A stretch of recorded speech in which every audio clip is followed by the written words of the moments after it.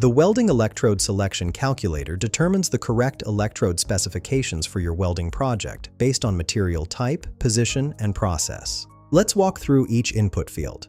First, select your base metal from the drop-down menu, which includes carbon steel, stainless steel, aluminum, cast iron, and high-strength steel. For this demonstration, I'm selecting carbon steel. Next, choose your welding position from flat, horizontal, vertical, or overhead. I'll select flat position. Then pick your welding process from small stick, GMAW MIG, GTAW TIG, or FCAW flux core. I'm choosing small stick welding. Finally, enter your material thickness in inches. I'll input 0.25 inches. After clicking Calculate Electrode Selection, the calculator provides your recommended electrode specifications. The results show the appropriate electrode classification for your specific combination of inputs, along with the recommended amperage range for that thickness.